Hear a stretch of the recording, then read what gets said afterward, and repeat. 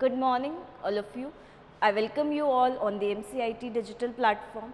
So, today we will discuss about the apoptosis process कि apoptosis process में कौन कौन से mechanisms involved होते हैं, उन mechanisms की बात करेंगे. सबसे पहले बात करेंगे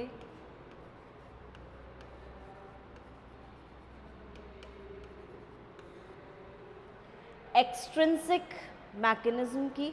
एक्सट्रिंसिक मैकेनिज्म को हम एक्सटर्नल मैकेनिज्म भी बोल सकते हैं. दैट मीन्स अगर सिग्नल बाहर से रिसीव हो रहा है, तो एपोप्टोसिस होगा बॉडी के अंदर. एंड सेल बॉडी के अंदर जब एपोप्टोसिस होगा तो उस कंडीशन में सिग्नल्स जब बाहर से आएंगे तो उसे नाम दे दिया जाता है एक्सट्रिंसिक पाथवे. नाउ क्योंकि हम लोग देख रहे हैं यहाँ पर ये रहा एक्सट्रिंसिक पाथवे. एक्सट्रिंसिक पाथवे में सिग्नल्स बाहर से आएंगे, सेल के बाहर से आएंगे, आउटसाइड द सेल से सिग्नल आएगा. तो यहाँ पे देखेंगे हम सिग्नल्स बाहर से रिसीव हो रहे हैं. एंड एज अ रिजल्ट जब सिग्नल्स बाहर से रिसीव हो रहे हैं तो कुछ डेथ रिसेप्टर्स यहाँ पे प्रेजेंट है. ये जो है ये डेथ रिसेप्टर्स प्रेजेंट हैं. एंड डेथ रिसेप्टर्स के साथ डेथ लीगेंड बाइंड करेगा. ये हमें पता है कि जैसा रिसेप्टर वैसा ही उसके साथ आकर लीगेंड बाइंड करता है. And as a result activation होता है एपोप्टोसिस का, या फिर आप बोल सकते हो सेल डेथ का. नाउ ये हमने देखा. फिर क्या होगा, यहाँ पर कैस्पेज प्रेजेंट होंगे. कैस्पेज कौन से वाले प्रेजेंट होंगे? मोस्टली कैस्पेज 8 प्रेजेंट होगा. कैस्पेज 8 किस अवस्था में उपस्थित है? इनएक्टिव स्टेज में, असक्रिय अवस्था में यहाँ पर उपस्थित रहेगा. यानी कि ये किस फॉर्म में रहेगा? प्रोकैस्पेज की फॉर्म में रहेगा. अब जैसे ही प्रोकैस्पेज को एक्टिवेशन मिलेगा सक्रियन का, तो एक्टिवेशन मिलते ही ये प्रोकैस्पेज 8 किस में कन्वर्ट हो जाएगा? ये कैस्पेज 8 में चेंज हो जाएगा. वेरी सिंपल, बहुत सिंपल सी चीज़ है. हमने बोला प्रोकैस्पेज 8 कैस्पेज 8 में बदल जाएगा. एंड कैस्पेज 8 में जैसे ही चेंज होगा तो ऑटोमेटिकली ये किसके अंडर को जाएगा? डेथ के अंडर को जाएगा. यानी कि इससे ऑटोमेटिकली डेथ देखने को मिलेगी. तो ये बात हुई हमारी एक्सट्रिंसिक की. यहाँ पे हम यही देख रहे हैं कि जो इनिशिएटर कैस्पेज है वो डाइमर के फॉर्म में आ रहा है, डाइमेराइजेशन कर रहा है और आगे जाके सेल को डेथ की तरफ लेकर जाएगा. राइट. नेक्स्ट बात करेंगे, मैकेनिज्म को हम 3 पार्ट्स में डिवाइड कर सकते हैं या स्टडी कर सकते हैं. एक आ जाता है एक्सट्रिंसिक, जब बाहर से सिग्नल्स मिले सेल को. एक आ जाता है इंट्रिंसिक, जब सेल के अंदर से ही सिग्नल मिले, सेल के within the cell signals मिले अगर डेथ के. एंड एक आ जाता है ग्रेन्जाइम पाथवे. सो ये 3 अलग अलग डिफरेंट पाथवेज हैं. तो अभी हम सिर्फ एक्सट्रिंसिक पे फोकस कर रहे हैं. Again this is also extrinsic pathway. यहाँ पे देखो फास, एक्चुअल में फास लीगेंड और रिसेप्टर का नाम फास भी हो सकता है. फास का ही लीगेंड, फास का ही रिसेप्टर.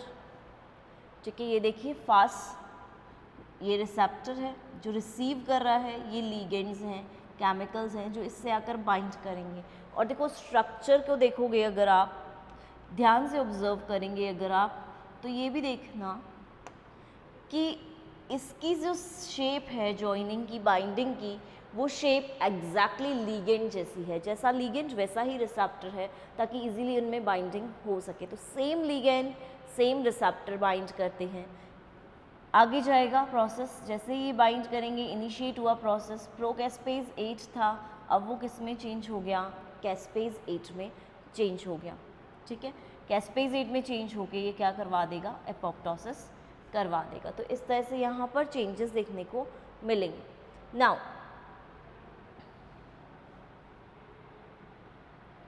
अगेन देखते हैं extrinsic mechanism.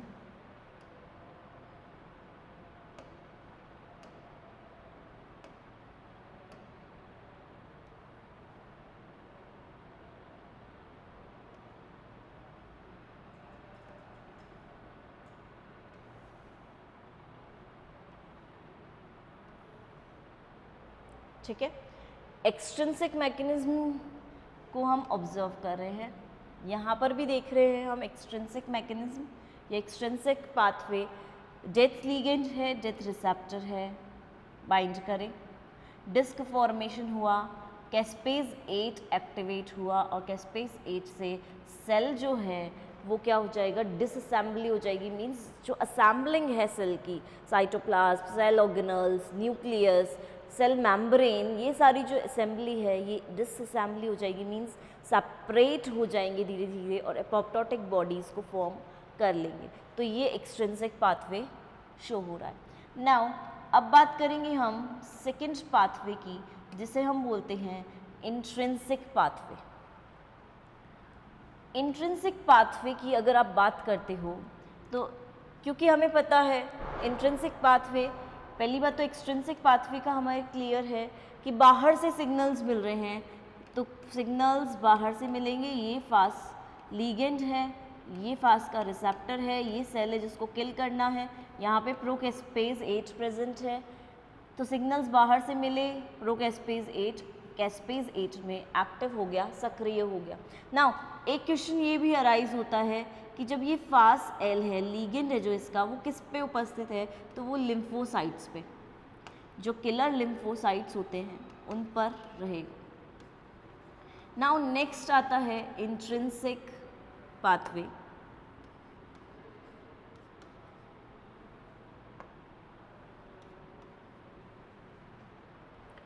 Intrinsic pathway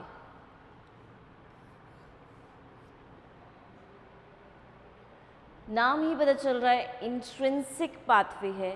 signals within the cell मिलेंगे। अब सिग्नल्स कैसे मिलेंगे within the cell? Intrinsic pathway में माइटोकॉन्ड्रिया इन्वॉल्व होता है, ठीक है, क्योंकि हर सेल में हमें पता है ऑर्गेनल्स हैं, तो माइटोकॉन्ड्रिया भी एक बेसिक ऑर्गेनल है जो एटीपी प्रोडक्शन में इन्वॉल्व रहता है, राइट। अब जब हम बोल रहे हैं कि माइटोकॉन्ड्रिया इस प्रोसेस में इन्वॉल्व रहेगा, तो एक्चुअल में क्या होगा? माइटोकॉन्ड्रिया ऑर्गेनल है, माइटोकॉन्ड्रिया प्रेजेंट कहाँ है? सेल के अंदर। तो सेल के अंदर से माइटोकॉन्ड्रिया से सिग्नल्स मिलेंगे और माइटोकॉन्ड्रिया से जब सिग्नल्स मिलेंगे तो प्रोसेस आगे होगा, राइट। अब देखेंगे माइटोकॉन्ड्रिया में हम सबको पता है साइटोक्रोम सी भी प्रेजेंट रहता है। माइटोकॉन्ड्रिया में साइटोक्रोम सी भी प्रेजेंट रहता है, उपस्थित रहता है, ये हम सबको पता है। तो साइटोक्रोम सी की बात करते हैं यहाँ पर। साइटोक्रोम सी नॉर्मली अगर हम बोलें तो माइटोकॉन्ड्रिया में प्रेजेंट रहता है और इसमें हम एटीपी साइकिल जो है, जनरेशन साइकिल जो है, जिसे हम ईटीसी बोलते हैं, इलेक्ट्रॉन ट्रांसपोर्ट चेन बोलते हैं, वो इसके थ्रू ही चलती है। साइटोक्रोम्स ही रहते हैं प्रेजेंट, A3, ये साइटोक्रोम्स वहाँ पर प्रेजेंट रहते हैं, उन्हीं के बेसिस पर वो साइकिल चलती है। तो एक्चुअल में इंट्रिंसिक पाथवे की जब मैं बात कर रही हूँ तो इंट्रिंसिक पाथवे कहाँ से आ रहा है? सेल के अंदर से ही आ रहा है। किस कंडीशन में हो रहा है इंट्रिंसिक पाथवे? जब स्ट्रेस जैसे सिग्नल्स देखने को मिलेंगे। स्ट्रेस मीन्स एक नॉर्मल कंडीशन नहीं मिलेगी, कुछ एबनॉर्मल कंडीशन देखने को मिलेगी, कुछ प्रेशर, कुछ स्ट्रेस कहीं ना कहीं सेल में देखने को मिलेगा। दैट मीन्स कुछ ना कुछ पार्ट वहाँ पे इंजर हुआ है, किसी ना किसी पार्ट को सेल में क्षति पहुँची है, तभी स्ट्रेस जैसी कंडीशन आएगी।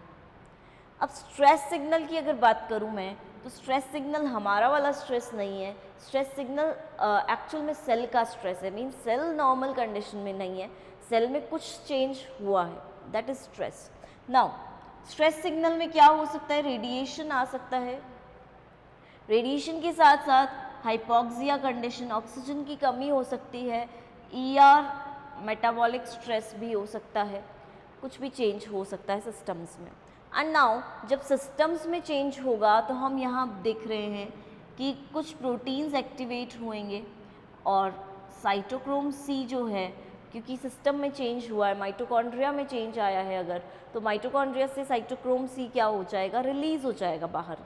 बाहर रिलीज़ होने के साथ साथ ये एक और काम क्या कर रहा है? एक्चुअल में एपोप्टोसोम बना रहा है। हम ऑलरेडी डिस्कस कर चुके हैं एपोप्टोसोम क्या है, एपोप्टोटिक बॉडी है। और एपोप्टोटिक बॉडी बना रहा है, फॉर्म कर रहा है, किसकी हेल्प से? कैस्पेज की हेल्प से बनाएगा, कैस्पेज प्रोटीन्स की हेल्प से ये बनाएंगे। नाउ इसी चीज़ को हम अगर और क्लियर तरीके से देखें, ये सेल मेम्ब्रेन है, देखो यहाँ से साफ दिख रहा है कि रिएक्शन बाहर से हो रहा है, यहाँ पे सेल मेम्ब्रेन के बाहर कुछ भी नहीं है, यानी कि रिएक्शन जो है या सिग्नल्स जो हैं वो कहाँ से मिल रहे हैं? सेल के अंदर से।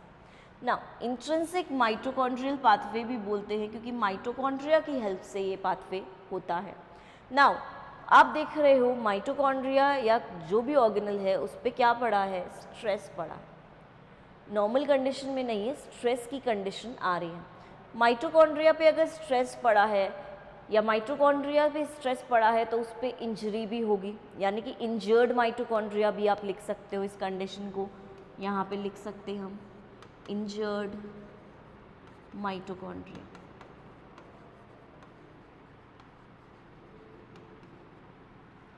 ठीक बात है। नाउ अब जब माइटोकॉन्ड्रिया इंजर्ड है तो उस कंडीशन में क्या हो रहा है? माइटोकॉन्ड्रिया से साइटोक्रोम सी बाहर आ रहा है, इंजरी हुई तो बाहर रिलीज हो रहा है, बाहर की तरफ उसका आउटकम हो रहा है। बाहर रिलीज होने की वजह से क्या होगा? जैसे ये बाहर रिलीज होगा तो हमारा एक प्रोटीन है प्रोकेस्पेज 9, ये एक्टिवेट हो जाता है। प्रोकेस्पेज 9 एक्टिवेट हो जाता है तो प्रोकेस्पेज 9 एक्टिवेट होकर किस में चेंज हो जाएगा? कैस्पेज 9 में, राइट। कैस्पेज 9 में ये चेंज हो जाएगा। एंड जैसे ही कैस्पेज 9 में ये चेंज होगा तो इसके साथ और कौन मिल जाएगा? APAF1, ये भी एक प्रोटीन है। इसको हम एपोप्टोटिक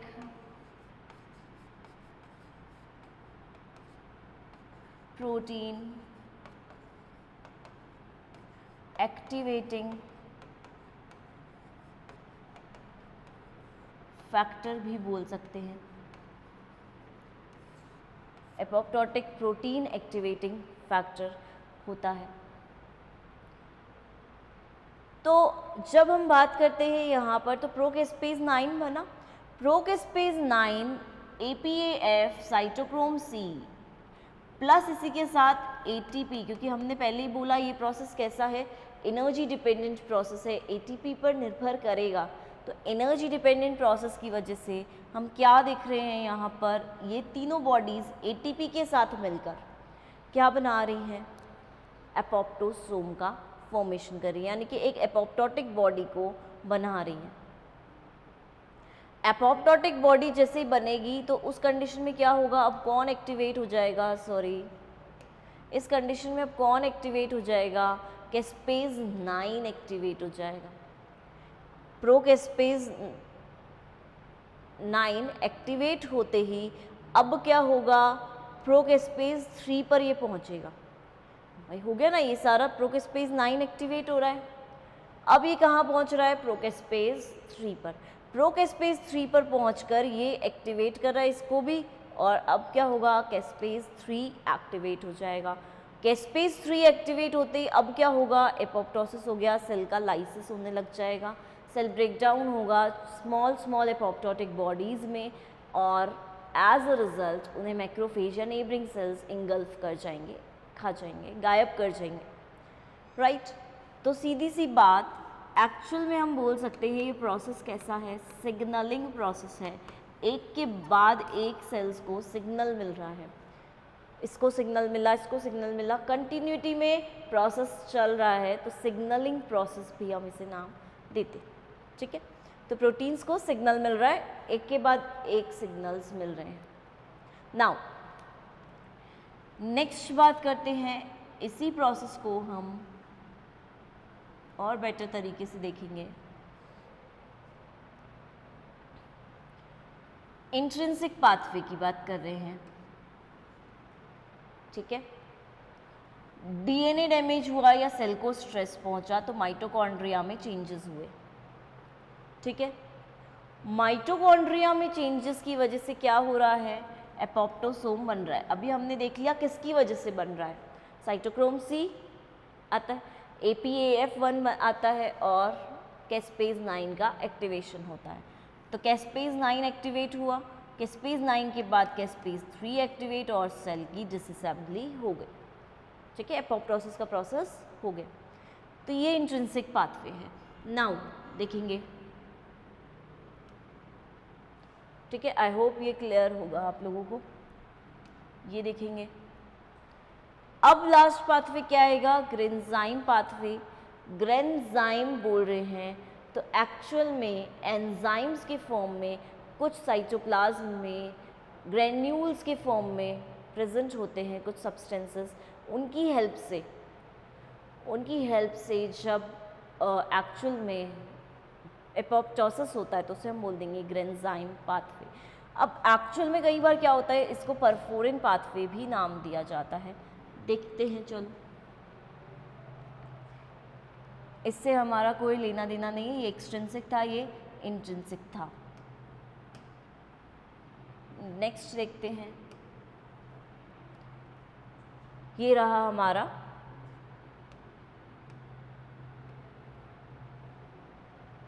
ओके। नाउ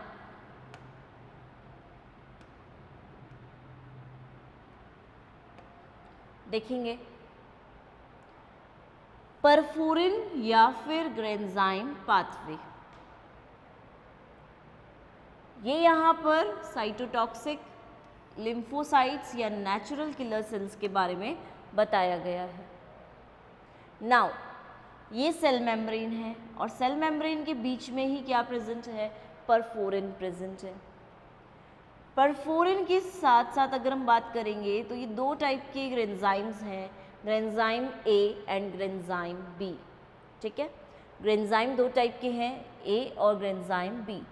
ये कैस्पेज इंडिपेंडेंट पाथवे है, यानी कि यहाँ पर कैस्पेज प्रोटीन का कोई रोल नहीं है। ठीक है, और ये जो है ग्रेन्जाइम बी, ये कैस्पेज डिपेंडेंट पाथवे है, यानी कि एक्चुअल में ये किस पर डिपेंड करेगा, कैस्पेज पर डिपेंड करेगा, इसलिए हम इसको बोल रहे हैं कैस्पेज डिपेंडेंट प्रोसेस। अब देखोगे एक इंटरेस्टिंग चीज़, जब हम देख रहे हैं कि ये कैस्पेज इंडिपेंडेंट पाथवे है तो यहाँ हमें कहीं कैस्पेज का नेम दिख रहा है क्या, तो यहाँ पे हमें कोई भी कैस्पेज का नेम नहीं ऑब्जर्व हो रहा है। दैट मीन्स ये प्रोसेस कैस्पेज पे डिपेंड नहीं करेगा। अब देखो, कैस्पेज पे डिपेंड नहीं करेगा तो किस पे डिपेंड करेगा, कौन से प्रोटीन पर डिपेंड करेगा, तो एक्चुअल में कुछ भी नहीं है। जैसे ही एक्टिवेट होगा ये सेट कॉम्प्लेक्स कहलाएगा। एंड जब हम इस कंडीशन को बोले सेट कॉम्प्लेक्स, तो ये क्या करेगा, डायरेक्टली ये डीएनए को फ्रैगमेंट करेगा, डीएनए को स्मॉल पार्ट्स में ब्रेक डाउन करेगा, यानी कि डीएनए का फ्रेगमेंटेशन हो रहा है। एंड डीएनए जब ब्रेक डाउन हो रहा है, फ्रेगमेंटेशन हो रहा है, तो क्या कर रहा है, एक्चुअल में एपोप्टोसिस को प्रमोट कर रहा है। ठीक बात है, सिंपल सा बोला, ग्रेन्जाइम ए है, ग्रेन्जाइम ए कैस्पेज पर डिपेंड नहीं करेगा, प्रोसेस कैस्पेज पर डिपेंड नहीं करेगा, तो डीएनए छोटे छोटे, एक्चुअल में ये अगर मैं बोल रही हूँ ये डीएनए है, तो ये डीएनए क्या होगा, छोटे छोटे फ्रैगमेंट्स में टूट जाएगा, ब्रेक डाउन हो जाएगा। राइट, नाउ सेकेंड थिंग, अब दूसरा प्रोसेस कैसा है, कैस्पेज पर डिपेंडेंट है, कैस्पेज पर निर्भर करेगा ये प्रोसेस। और जब कैस्पेज पर निर्भर करेगा तो एक्चुअल में क्या होगा, यहाँ पे एक्टिवेशन ऑफ कैस्पेज 9 लिखा है, कैस्पेज 9 के साथ साथ यहाँ पे कैस्पेज 10 का भी एक्टिवेशन होता है। कैस्पेज 10 एक्टिवेट होते ही किसको एक्टिवेट करता है, कैस्पेज 3 को एक्टिवेट करता है, and as a result last में एपोप्टोसिस हो जाता है। एक और देखते हैं,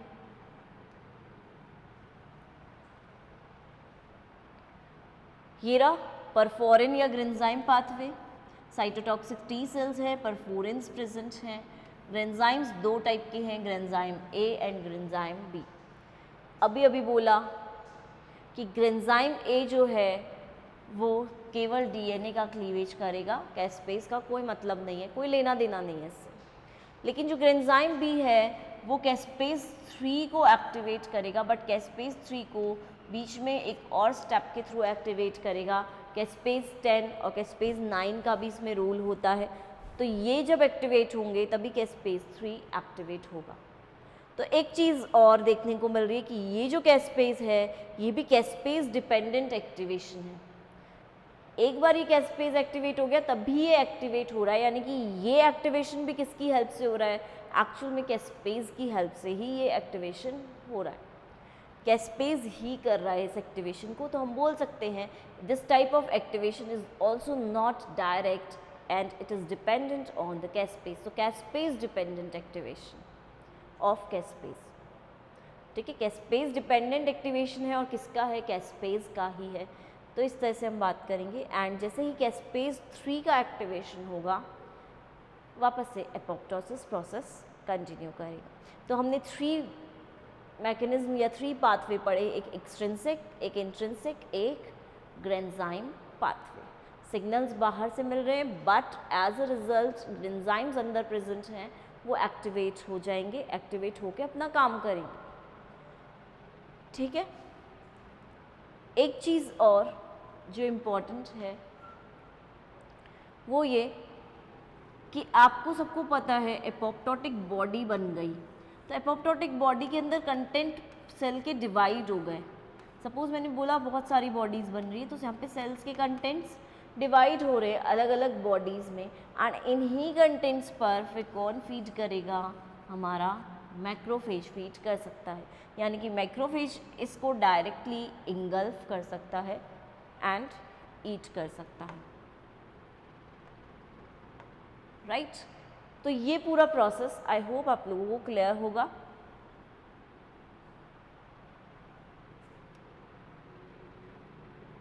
ये पूरे प्रोसेस की समरी है, extrinsic, intrinsic and granzyme pathway. So thank you class, आप इसका स्क्रीनशॉट ले सकते हैं एंड इसे नोट डाउन कर सकते हैं।